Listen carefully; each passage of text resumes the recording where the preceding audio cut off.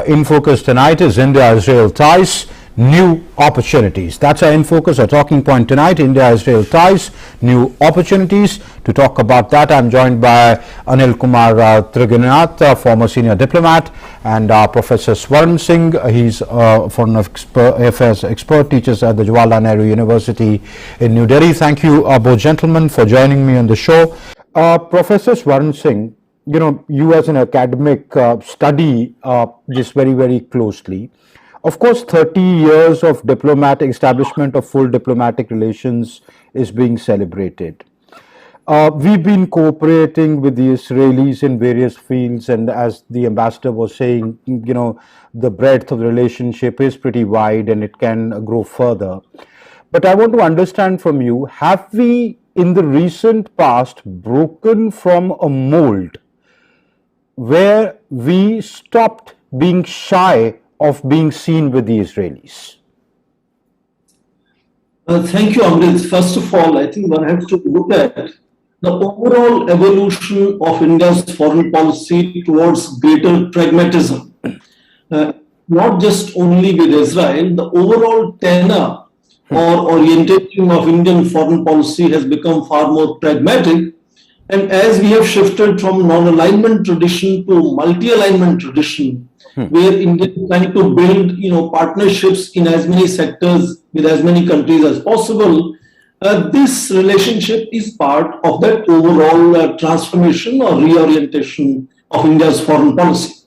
Of course, this has seen India trying to gradually, not bracket together our traditional engagement and concern for the Palestinian movement and start beginning to see relationship with Israel as a standalone relationship.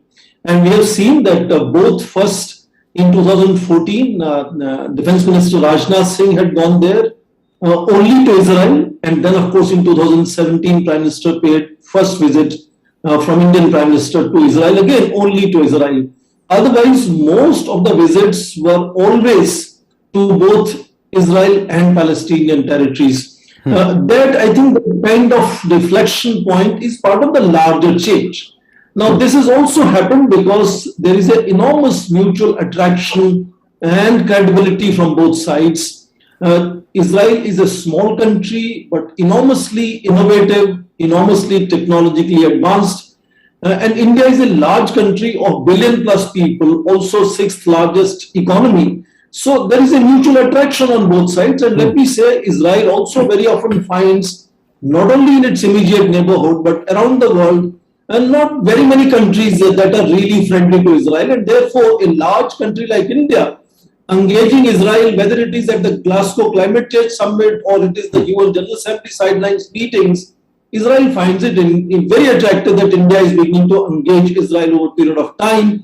And it's very interesting that last 10 years or so have seen India being able to, under multi-alignments, build friendly relations with almost all major powers in the Middle East. Saudi Arabia, UAE, Iran, and Israel and Palestine. True.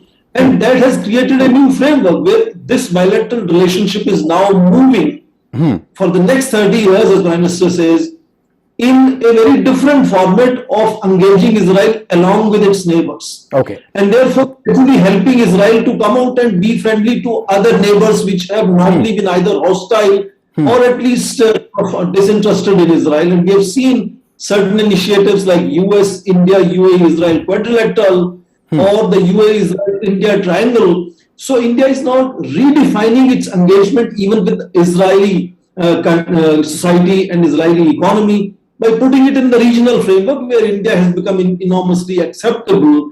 So in that sense, because there are mutual attractions on both sides, there is very likelihood that the rapid momentum, hyper momentum which has been built in last 6 or 7 years will continue to see the upswing in coming times as well.